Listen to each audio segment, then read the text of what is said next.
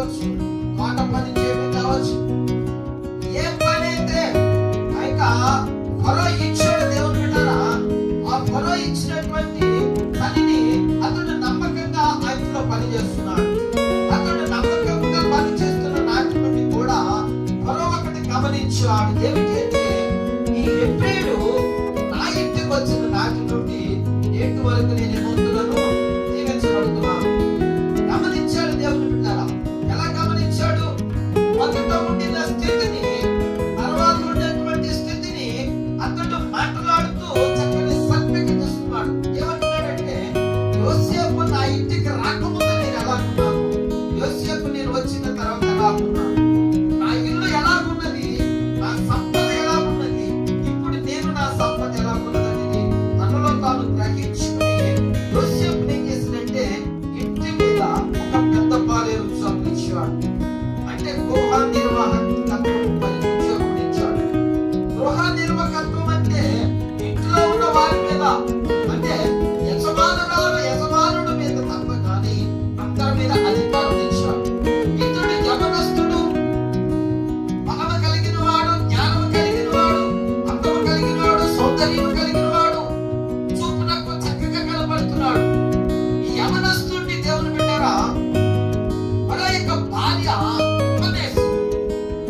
పన్నేసినప్పుడు ఏమైనా సరే తనతో సంయమించు, వ్యభిచారం చేయమని, పాపం చేయమని ఎన్నో పర్యాలు తనను వెంటాడినప్పుడు పిల్లరా తను తప్పించుకుంటూ మారిపోతూ అనేక సందర్భాలలో ఆమెకు దూరంగా ఉంటున్న సందర్భాలు, అతడు తప్పించుకుంటూ తిరిగిన సందర్భాలు ఉన్నాయి.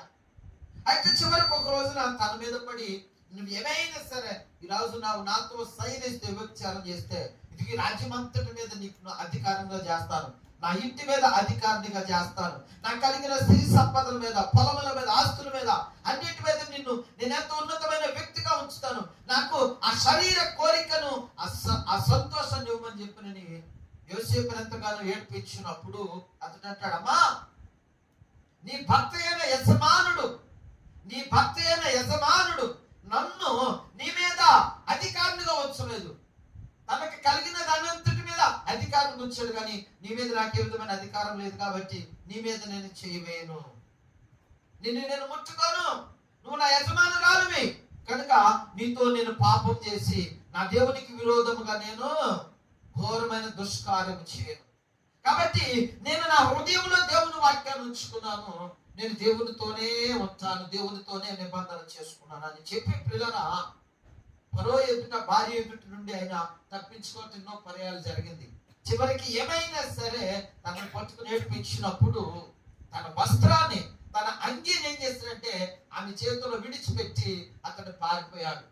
పిల్లరా అతడు పారిపోయినప్పుడు ఆమె అనేక మంది పనివారిని పిలిచి ఆ కోటలో అన్నిదిగో ఈ హెబ్రీయుడు నన్ను పాడు చేయపోయాడు, నన్ను బలవంతం చేయపోయాడు, కాబట్టి వాడిని పట్టుకోండి, రాజుగారు వచ్చిన తర్వాత అప్పగిద్దామని చెప్పి నన్ను చెప్తే, వచ్చిన తర్వాత యోసేపును పట్టుకుని సరసాలలో వేశారు, చిత్రవత చేశారు, కొట్టారు, తిట్టారు, అవమానించారు, నిందించారు, హేళన చేశారు.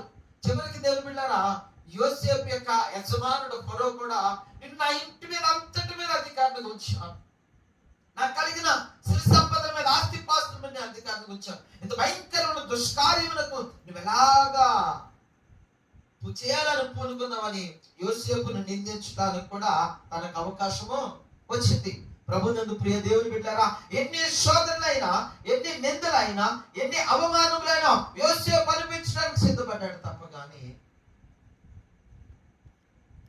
తనకు అందినటువంటి అవకాశం చేజార్చుకున్నాడు, కానీ అవకాశం ఉపయోగించుకోలేదు. ప్రభునందు దేవుని బిడ్డలారా, పాపం చేయడం చాలా సులభం, కానీ పాపం నుంచి తప్పించుకోవడం చాలా కష్టం. పాపం చేయడం ఎంత సులభం అంటే నీ దగ్గరకు వచ్చి పాపమే చెయ్యమని ప్రేరేపణ కలుగు చేస్తుంది, కానీ పాపం చేయడం సులభం, పాపం నుంచి పారిపోవడం చాలా కష్టం. పాపం నుంచి వచ్చి పారిపోతున్నాడు, పారిపోయే కొద్ది శ్రమలు వస్తున్నాయి, పారిపోయే కొద్ది కష్టాలు వస్తున్నాయి, పారిపోయే కొద్ది నిందలు వస్తున్నాయి, పారిపోయే కొద్ది అవమానం వస్తుంది, పారిపోయే కొద్ది దెబ్బలు తగులుతున్నాయి, పారిపోయే కొద్ది ఎన్నో భయంకరమైనటువంటి అవమాన నిందలు తనని వెంటాడుతున్నా, కానీ ప్రియమైన దేవుని బిడ్డ వెనక్కి తిరిగి మాత్రము చూడలేదు. తన వస్త్రాలు విడిచిపెట్టి పారిపోయాడు, చివరికి చెరసాలలో వేయబడ్డాడు. ప్రేమ దేవుని బిడ్డలారా, చెరసాలలో వేస్తే ఏం జరుగుతుంది?